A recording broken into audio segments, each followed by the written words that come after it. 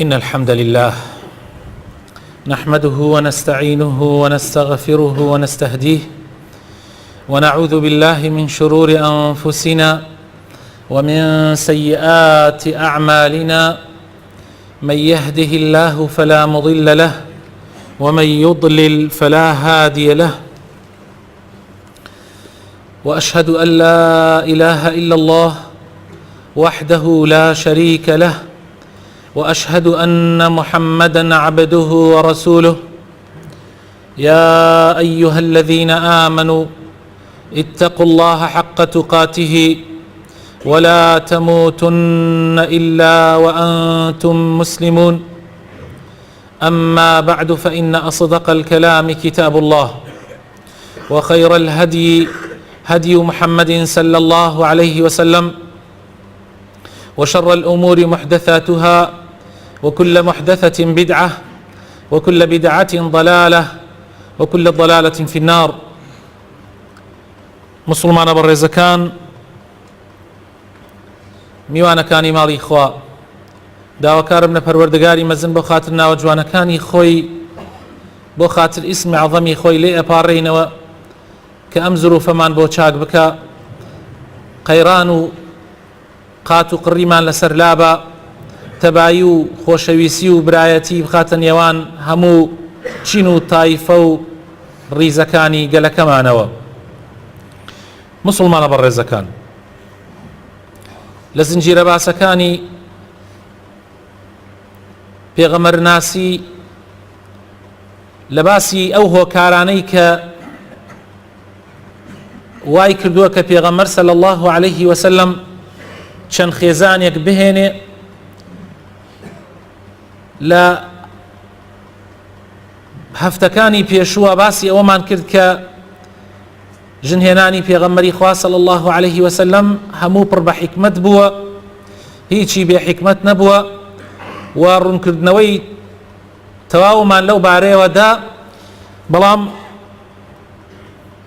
هەندێک خاڵی مابوو حەزم کرد عەرزی جەنابتانی بکەم ئەمڕۆ، ئەوەی کە مختصر و کورتەی باسەکە بوو.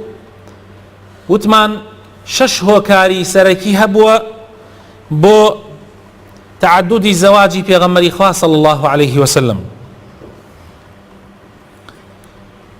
هۆکاری سەرەکی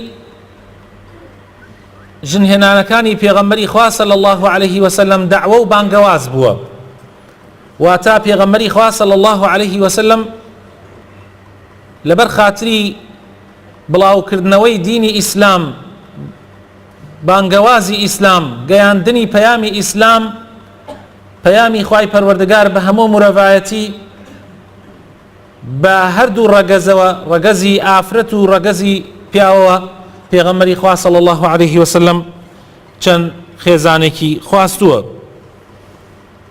هۆکاری تریشی بۆ تەئیدکردنی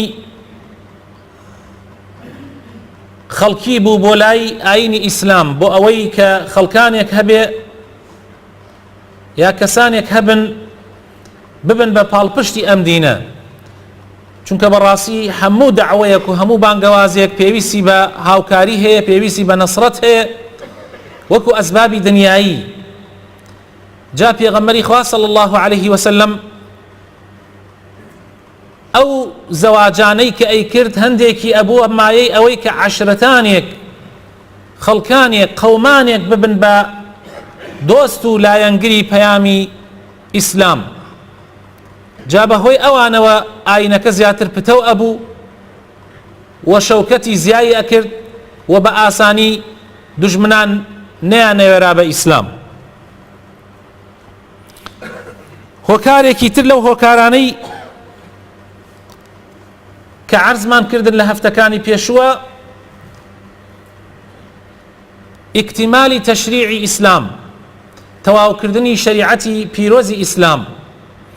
هەندێک لە چەمکەکانی شەریعەت پێغەمبەری خوا صلی الله عليه وسلم ئەبوایە خۆی وەکو قودوەیەکی، وەکو سەرمەشقێکی تەواوی ئاینی پیرۆزی ئیسلام، وەکو پەیامبەرێکی خوا پێی هەڵسێ. جا خوای تعالی ئەو ئەرکەی خستە سەر ئەستۆی پێغەمبەری خوا صلی الله عليه وسلم وەکو لە حادیسەی زەید و زەینەبە باسمان کرد. خاڵی چوارەم خۆشەویستەکانم لەو خاڵانەی کە لەو شەش خاڵەی کە هۆکاری سەرەکی تعددی زەواجی پێغەمبەر بوون صلی الله عليه وسلم بۆ جێهێنانی هاوکاری و تەکافولی کۆمەڵایەتی تەواوکەری کاری کۆمەڵایەتی پێغەمبەری خوا صلی الله عليه وسلم هەندێک لە ژنەکانی خواستووە. بۆ نمونە هەندێک لە ژنەکانی ئەصحابەکانی پێغەمبەری خوا صلی الله عليه وسلم ئەو ئافرەتانەی کە ئیمانیان بە پێغەمبەری خوا ئێهێنا بێوەژن ئەکەوتن، وەکو سەودەی کچی زەمعە. سەودە یەکەم بێوەژنە لە ئیسلامە، لە مەکەیە یەکەم کەسێک کە بێوەژن ئەکەوێ و مێردی ئەمرێ سەودەی کچی زەمعەیە. لە پێغەمبەری خوا صلی الله عليه وسلم گەورەترە لە تەمەنە.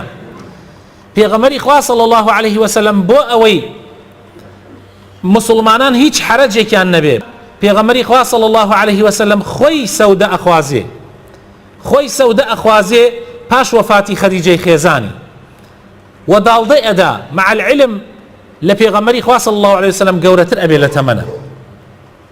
هەروەها سەلەمە، هەروەها حەبیبە، ئەمانە بێوەژنن و بێکەسن و بێدەرەتان ئەبن.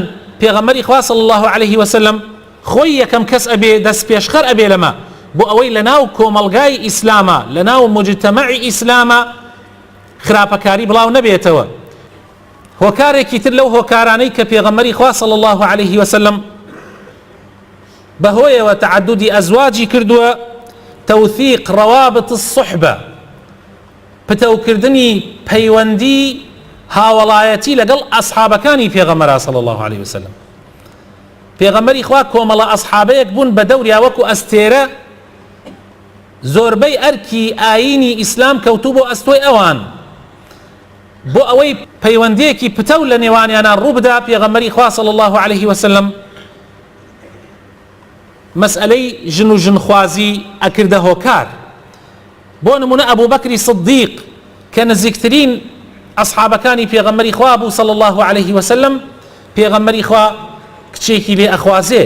هەروەها عومەری کوڕی خەتاب کە وەزیری دووهەمی پێغەمبەری خوا بوو صلی الله عليه وسلم، کاتێک کە کچەکەی بێوەژن ئەکەوێ پێغەمبەری خوا صلی الله عليه وسلم داوای ئەکاو ئەیخوازێ. هەروەها عوثمانی کوڕی عەفان پێغەمبەری خوا صلی الله عليه وسلم دوو کچ لە کچەکانی خۆی یەکەم جا یەکێکیان بە عوثمان ئەبەخشێ، ئەیدا بە عوثمان، پاشان کە وەفاتەکە ئەو کچەکەی تریشی لێمارە ئەکا. و هەروەها عەلی کوڕی ئەبی طالب پێغەمبەری خوا صلی الله عليه وسلم خۆشەویستترین مناڵەکانی خۆی کە فاتیمەیە ئەیدا بە عەلی کوڕی ئەبی طالب.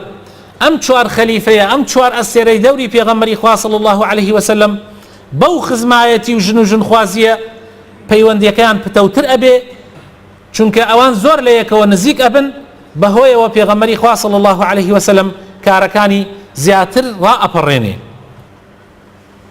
شەشەم لە هۆکارەکانی تعددی زەواجی پێغەمبەری خوا صلی الله عليه وسلم مسلمانە بەڕێزەکان ئەوەیە کە پێغەمبەری خوا صلی الله عليه وسلم ئەیویست قدوەی پیاوی ئیماندار بە مسلمانان پیشان بدا، چونکە پێغەمبەری خوا قورئانێکی زیندووە، وەکو خاتو عایشە ئەفەرمێ ئەم پەیامی خوایە کە قورئانە بۆ ئێمە دابەزیوە لایەنێکی عەمەلیشی هەیە کە جێبەجێ ئەکرێ، نەوەک یەکێ بڵێ ئەم قورئانە بە ئینسان جێبەجێ ناکرێ.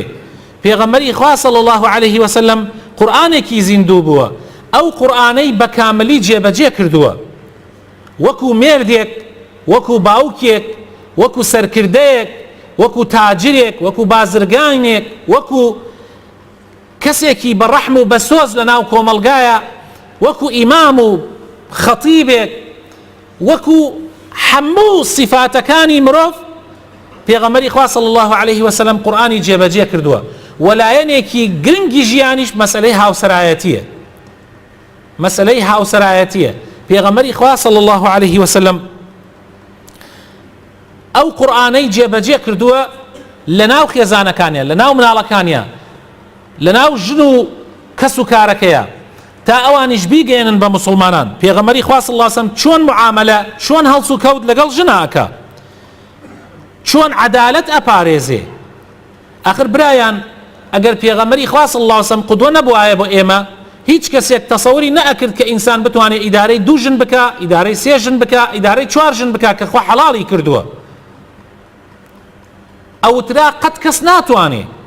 بەس کاتێ بینیمان پێغەمبەری خوا صلی الله علیه وسلم چەند ژنێکی هەبوو ئەو پەڕی عەدالەتی پاراستووە، ئەو پەڕی عەدالەت و دادپەروەری کە مرۆڤ لە توانایە هەبێ پێغەمبەری خوا صلی الله علیه وسلم لە بینی خێزانەکانیە پاراستوێتی. بۆیە پێغەمبەری خوا صلی الله علیه وسلم باشترین قودوە بووە، باشترین سەرمەشق بووە لەو بوارە. تەنانەت پێغەمبەری خوا ئەگەر بچوایە بۆ سەفەر، ئەگەر بچوایە بۆ سەفەرێک، یەکێ لە خێزانەکانی لەگەڵ خۆیان ئەبرد، پێغەمبەری خوا صلی الله علیه وسلم تیر و پشکیە کرد لە بینی خێزانەکانیە بۆ ئەوەی حسەی هیچ کەسێیان، حەقی هیچ کەسێکیان لای ئەوی تریان نەبێ، بە تیر و پشک پێغەمبەری خوا صلی الله علیه وسلم یەکێکیانی هەڵە بژارد و ئەیکرد بە هاو سەفەری خۆی. لە معاملەی ڕاوێش پێکردنە ئێستا لە ناو کۆمەلگای ئێمەیە لەوانەیە عیب بێ ئینسان پرس و ڕا بە خێزانەکەی بکە، پرس و ڕا بە ژن بکە، بەڵام پێغەمبەری خوا صلی الله علیه وسلم وەکو ئیسلامێکی حەقیقی، وەکو قورئانێکی زیندوو، پێغەمبەری خوا صلی الله علیه وسلم ڕاوێژی بە خێزانەکانی ئەکرد. بەڵکو جاری وا هەبووە ڕاوێژ پێکردنێکی یەکێ لە خێزانەکانی بۆتە مایەی ئەوەی کەوا ڕەحمەتێکی زۆر بڕژێ بەسەر ئومەتی ئیسلامە. لە سەردەمی سوڵحی حودەیبیە، ئەو کاتەی کە پێغەمبەری خوا صلی الله علیه وسلم خەو ئەبینێ لە خەوێ ئەچێ بۆ عومرە و بە مسڵمانان ئەڵێت خۆتان گرتکەنەوە ئەچین بۆ عومرەکردن. هێشتا بینی ئەوان و خەڵکی مەکە تەبان نییە، دوژمنایەتی لە بینیانایە. کاتێ پێغەمبەری خوا صلی الله علیه وسلم ئەکەوێتە ڕێبە لەگەڵ 1400 سەحابەیە بەرەو عومرە، خەڵکی مەکە خۆیان ئەبەسن و خۆیان پڕچەکەکەن و بەتەمان لەگەڵ پێغەمبەرا شەڕ بکەن و ڕازی نین پێغەمبەر بێت عومرە بکە. جا لەوەیە لە شوێنێکا کە پێی ئەوترێ حودەیبیە مسڵمانان مانەوە. لەو لە حەزاتانە وەفد لە هەردوو لاوە ئەهات بۆ ئەوەی سوڵح بکرێت لە نێوانیانە. المهم گەیشتنە ئاشتەوایی و سوڵح لە بینی هەردوو تەرەفە کە مسڵمانان ئەو ساڵە عومرە نەکەن، بگەڕێنەوە ساڵی داهاتوو بێن عومرە بکەن. ئەمە سوڵحێک بوو لە بین مسلمانانە، یعنی پێغەمبەری خوا و لەگەڵ قوڕەیشە، مشریکەکان و کافرەکانی قوڕەیش. پێغەمبەری خوا صلی الله علیه وسلم بەم سوڵحە ڕازی بوو، سوڵحێک تا 10 ساڵ و بڕێک بنوودی مهمی تایە و گرنگی تایە، پێغەمبەری خوا پێی ڕازی بوو. بەڵام ئەسحابەکان هەمویان پێیان ناخۆش بوو. لەوانەی کە پێیان ناخۆش و ئەبوو بەکری سیدیق، عومەری کوڕی خەتاب، عەلی کوڕی ئەبی طالب، تەنانەت عوسمانیش وەفد بوو لە بەینا، خەبەر هاتووتیان عوسمانیان کوشتووە، وەکو وەفدێک ڕۆیشتوو بوو خەبەر هاتووتیان عوسمانیشیان کوشتووە. یعنی مسلمانان بەعام پێیان ناخۆش بوو ئەم سوڵحە، ئەیانوت ئێمە لەسەر حەقین، بۆ مادام پێغەمبەری خوا صلی الله علیه وسلم خەوی بینیوە کە ئەچێ بۆ عومرە، یعنی کەوابوو ئەچین بۆ سوڵح بکەین، بۆ بگەڕێنەوە ساڵێکی تر بێنەوە بۆ عومرەکردن. هەمووشیان مشتاق و تامەزرۆی دیتنی ماڵی خوا بوون. بەڵام پێغەمبەری خوا صلی الله علیه وسلم سوڵحەکەی پێ باشتر بوو، ئاشتەوایەکەی پێ باشتر بوو و خوایش ئەوەی پێ باشتر بوو. بۆیە لەوەیە پێغەمبەری خوا صلی الله علیه وسلم بڕیاری دا کەس وەکو عادەت وایە ئەگەر ئینسان بچێ بۆ عومرەیان بچێ بۆ حەج، ئەگەر ڕێگری لێکرا و گەڕایەوە ئەو حیوانانەی کە پێیەتی سەری ئەبڕێ و سەریشی ئەتاشێ و ئەگەڕێتەوە. پێغەمبەری خوا صلی الله علیه وسلم بە مسڵمانان فەرمووی سەرتان بتاشن و حیوانەکانتان سەر ببڕن ئەگەڕێینەوە، ئینشاء الله ساڵی داهاتوو دێین عومرە ئەکەین. طبعا ئەمە سەحابەکان زۆر وەکو وتم زۆریان پێ ناخۆش بوو، ئەسڵەن تاسا بوون، نەیانەزانی چی بکەن. لەم لە حەزاتە پێغەمبەری خوا صلی الله علیه وسلم زۆر بێتاقەت بوو، ئەمری پێیان کرد کەس ئەمرەکەی جێبەجێ نەکرد. پێغەمبەری خوا ئەمر بە سەحابەکان بکا و کەس جێبەجێ نەکا، نە ئەبوو بەکر، نە عومەر، نە عەلی، نە ئەسحابەکانی تر، کەس جێبەجێ نەکرد. پێغەمبەری خوا صلی الله علیه وسلم چادرێکی هەڵدا بوو، سەلەمەی خێزانی لەگەڵا بوو لەو سەفەرە، هاتە ژوورەوە. سەلەمە فەرمووی چی بووە خێرە ئەی پێغەمبەری خوا؟ فەرمووی من ئەمرم پیان کرد، من ئەمرم بە ئەصحابەکان کرد و جێبەجێیان نەکرد، من فەرمانم پیان کرد و جێبەجێیان نەکرد، ئەترسم خوای تەعالا غەزەبیان لێ بگرێ. فەرمووی ئەی پێغەمبەری خوا، مسلمانان حەپەساون، حاڵەتەکە لەلایەن قورسە، لەسەر دڵیان قورسە، بەڕێزت ئەگەر خۆت بچی سەر بتاشی و حیوانەکەت سەر ببڕی گشتیان لە دوات جێبەجێیەکەن. جا پێغەمبەری خوا صلی الله علیه وسلم هەڵسا بە پێی قسەی سەلەمە، هەڵسا خۆی حیوانەکەی سەر بڕی یەکەم کەس و سەری تاشی. لەگەڵ ئەمەی پێغەمبەر صلی الله علیه وسلم هەرچی ئەصحابە هەیە هەر یەکێ هەڵسا و ئیشی خۆی جێبەجێ کرد، حیوانی خۆی سەر بڕی و سەری یەکتریانیش تەراش کرد، تەنانەت ئەوەندە بە پەرۆشۆ سەریان تەراش کرد خەریک بوو سەری یەکتری زامارکەن. ئەمە لەیرە ئستشارەکردن و ڕاوێژکردن بە خێزان گرنگە. لێرە بۆمان دەرەکەوێت کە ئاساییە ئینسان نەک ئاساییە، بەڵکو جار وایە ضروریشە ئینسان پرس و ڕا بە خێزان و ماڵ و مناڵی خۆی بکە. پێغەمبەر فێر ئەوەمانەکە، پێغەمبەری خوا فێرمانەکە کە ئێمە عیب نەبێ یارمەتی ماڵ و مناڵی خۆمان بدەین. تەنانەت خێزانەکانی پێغەمبەر صلی الله علیه وسلم بۆ ئێمە ئەیگەڕن و ئەفەرمن پێغەمبەری خوا پینەیەکی کەلپەلەکەی بکردایە خۆی ئەیدوراندەوە، خۆی پینەی ئەکرد، خۆی نەعلەکانی خۆی پاکە کردەوە، خۆی کارەکانی خۆی لە ماڵەوە جێبەجێ ئەکرد. یعنی ئەرکەکانی ناوماڵی خۆی پێغەمبەری خوا صلی الله علیه وسلم جاری وها بۆ خۆی هەڵساوە پێی، تا ئێمە فێر کە مەرج نییە هەرچی کاروبارمانەیە ئێمە بیدەین بەسەر ژنەکانمانە. هەرگیز لەو ڕۆژەوە پێغەمبەری خوا صلی الله علیه وسلم بۆتە خاوەن خێزان، هەتا ئەو ڕۆژەی کەوا لە دنیا دەرچووە ڕۆژێ لە ڕۆژان پێغەمبەری خوا صلی الله علیه وسلم لە یەکێ لە ژنەکانی نەداوە، زلەیەکی لە ژنێکی نەداوە، دارێکی لە ژنێکی نەداوە. ئەمە ئێمە فێرەکە، فێرمانەکە کە ئێمە لەگەڵ ژنێکە جاری وا هەیە تەحمل ناکەین، ئەنواع و ئەشکال تەسەڕفاتی غەڵەت ئەکەین. بەڵام ئەوەیە پێغەمبەری خوا صلی الله علیه وسلم ئەیبینی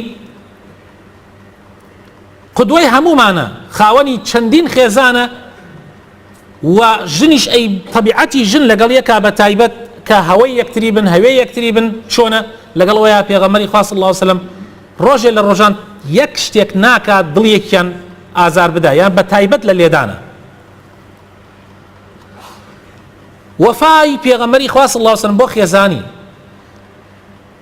عرزمان کردن، وتمان پێغەمبەری خوا صلی الله علیه وسلم کاتێ خەدیجە وەفاتەکە ئەو ساڵە ناو ئەنرێ بە ساڵی غەمباری، ئەوەنە پێغەمبەری خوا صلی الله علیه وسلم غەمبار بووە و تەنانەت لە پاش وەفاتیشی بە چەندین ساڵ، لە پاش وەفاتی بە چەندین ساڵ کاتی حیوانێکی سەر ببڕایە بەشە گۆشتی هاوڕێکانی خەدیجەی خێزانی ئەنارد، یعنی بەشە گۆشتی ئەو حیوانەی ئەنارد بۆ ماڵی هاوڕێکانی خەدیجەی خێزانی کە چەندین ساڵ پێشا وەفاتی کردو. فێرمانەکە ئێمە ئاوا بە وەفا بین بەرامبەر بە دۆست و خۆشەویستەکانمان، بە تایبەت هاوسەرەکانمان. گەمە و گاڵتەکردن لەگەڵ خێزانە، تەسەورەکەن پێغەمبەری خوا صلی الله علیه وسلم مسابقەی کردووە لەگەڵ عایشەی خێزانیە، تەسەورەکەن ڕای کردووە، یعنی مەسافەیەکیان داناوە لێرە هەتا ئێوە بزان کاممان پێشی کاممان نەکەوین.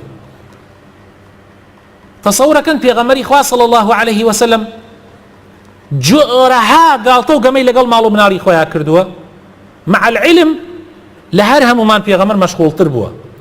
پێغەمبەری خوایە، ڕئیسی دەوڵەتە، ئیمامی ئیماندارانە، هەموو مەسئولیەت و بەرپرسیارەتی کۆمەلگای ئەو سەردەمە لەژێر ئەستۆی پێغەمبەری خوایە بوو صلی الله علیه وسلم، لەسەر ئەستۆی پێغەمبەری خوا بوو صلی الله علیه وسلم. لەگەڵ ئەوەیشا پێغەمبەری خوا صلی الله علیه وسلم بەشی ژنەکانی بەشی مناڵەکانی داوە و حەقیانی داوە و مافیانی داوە و بەشیانیشی نەخواردووە. لەگەڵ ئەوەیشا خاڵێکی تر لەو خاڵانەی کە زۆر مهمە تربیەتدانی ماڵ و مناڵ. خۆشەویستەکانم، پێغەمبەری خوا صلی الله علیه وسلم چەندێ ژنی خۆی خۆشویستووە، چەندێ مناڵی خۆی خۆشویستووە، بەڵام لەگەڵ ئەوەشان نەیەڵاوە لە ناو ماڵ و مناڵێ ناشەرعی ڕوو بدە، کە ئەمە مەسئلەیەکی زۆر زۆر گرنگە. و یەکێکە لەو هۆکارانەی کە پێغەمبەری خوا صلی الله علیه وسلم چەند ژنێکی هەبووە. یعنی ئێمەی مسلمان زۆر جار ئەمەنە تەنازول بۆ ماڵ و مناری خۆمان ئەدەین، هەموو ناشەرعیەک لە ماڵەکانمانە ئەکرێ لەبەر خاتری ژنەکانمان، لەبەر خاتری مناڵەکانمان سەیرەکەی چاوی لێدا ئەپۆشین وەخوا غەزەبمان لێ ئەگرێ، خۆشی ماڵ و مناڵمان تێکەدا. بەڵام پێغەمبەری خوا صلی الله علیه وسلم پێغەمبەری خوا صلی الله علیه وسلم ئەو پەڕی مەجالی داوە بە ماڵ و مناڵی، بەڵام لە ڕێگای شەرعیە، لەو سنوورەی کە شەرع دیاری کردووە، نەک لەو سنوورەی کە لە شەرع دەرچێ کە تێپەڕ بکە. ژنەکانی داوای ماڵ و سینی دنیایان لە پێغەمبەر کردووە، پێغەمبەریش قودوەی مسلمانانە. جا ئەگەر پێغەمبەری خوا خەریک ماڵ کۆکردنەوە و ڕازاندنەوە و چی ماڵ ببێ، دوایی مسلمانان هەر هەمویان ئیشیان ئەبێت ئەوە. بۆیە پێغەمبەری خوا صلی الله علیه وسلم بڕیاری دابوو دائیمەن لە مسلمانان کەمتر بێ لە هەموو لایەکەوە. ژنەکانیشی داوای زیادیان کرد. جا خوای تعالی مخەیەریانەکە، پێیان ئەفەرمێ ئەی ژنەکانی پێغەمبەری خوا، ئەگەر إن كنتن تريدن الحياة الدنيا وزينتها فتعالين أمتعكن وأسرحكن سراحا جميلا. ئەگەر دنیاتان ئەوێ، ماڵتان ئەوێ، ڕازاندنەوەی ژیانتان ئەوێ، ئێوە ژنی پێغەمبەر نابن، چونکە پێغەمبەر قودوەیە. بۆ ئەوە ناشێن ئێوە ژنی پێغەمبەری خوا بن. فەرمون زۆر بەڕێک و پێکی پێغەمبەری خوا تەلاقتانەدا بڕۆن هەرچیتان ئەوێ بیکەن لە خۆشی دنیا. بەڵام ئەگەر خوا و پێغەمبەری خواتان ئەوێ، ئەبێ سەبر بگرن، ئەبێ تەحەمل بگرن، ئەبێ ناڕەحەتیەکانی دنیا بچێژن لەبەر ئەوەی ببن بە قودوەی مسلمانان، ببن بە سەرمەشقی مسلمانان. بەڵام ئافرەتەکانی پێغەمبەری خوا هەر هەمویان بەبێ ئەوەی یەکێکیان لا بدا، هەر هەمویان خوا و پێغەمبەری خوایان هەڵبژارد. ئەمانە هەمووی دەرس و دروسن کە پێغەمبەر بۆچی چەند ژنێکی هێناوە، و شتی تریش زۆرە بەڕاستی، بەڵام ئەمە کافیە. ئەمە بەسە بۆ ڕەدی ئەو کەسانەی کە گومان دروستەکەن لەسەر پێغەمبەری خوا صلی الله علیه وسلم. گومان دروستەکەن. بۆ گومان دروستەکەن؟ چونکە ئەوان ئیمانیان بەخوا قایم نییە و پێغەمبەری خوایش باش ناناسن و لە قورئانیش تێ نەگەیشتون. کێشەکەیان ئەو خاڵەیە، ئەوان پێغەمبەر ناناسن. ئەگەر خوا بناسن و پێغەمبەری خوا صلی الله علیه وسلم قەناعەتیان وابێ کە پێغەمبەر پەیامبەری خوایە، ئەو کاتە ئەزانن هیچ شتێکی پێغەمبەر بەدەستی خۆی نەبووە، بەڵکو هەموو شتەکانی پێغەمبەری خوا صلی الله علیه وسلم خوای گەورە دیاری کردووە بۆی تاوەکو پێغەمبەری خوا ببێ بەسەر باشترین سەرمەشق بۆ ئێمەی ئیماندار. ولكم في رسول الله أسوة حسنة لمن كان يرجو الله واليوم الآخر. داواکارم خوای گەورە بخاتە ناوجوانەکانی خۆی ڕەحمان پێ بکە، هیدایەتمان بدە، نوری ئیمان بخاتە دڵەکانمانەوە. یا ڕەبی خوایە دامەزرامان بکەی لەسەر دیندارەتی، یا ڕەبی خوایە دامەزرامان بکەی لەسەر دیندارەتی، یا ڕەبی خوایە دامەزرامان بکەی لەسەر دیندارەتی، یا ڕەبی خوایە گومان و دوودڵی لە دڵمانە نەیەڵی، یا ڕەبی خوایە لەو کەسانەمان بگێڕی کە تۆ و پێغەمبەرەکەتیان خۆشەوێ، یا ڕەبی لەو کەسانەمان بگێڕی کە شوێنی پێغەمبەرەکەت ئەکەون، یا ڕەبی خوایە بۆ خاتر ناوجوانەکانی خۆت، بۆ خاتر ئیسمی عەظەمی خۆت شیفای نەخۆشەکانمان بدەی، بە تایبەتی ئەو نەخۆشانەی کە داوای دوعای خێریان لێکردین. یا ڕەبی خوایە بۆ خاتر ناوجوانەکانی خۆت احتیاجی محتاجەکانمان جێبەجێ بکەی. ئەوەی حەزەکە من دوعای بۆ بکەم ئێستا لێرە، خوایە من داوا ئەکەم لە تۆ هەموو احتیاجەکانمان جێبەجێ بکەی.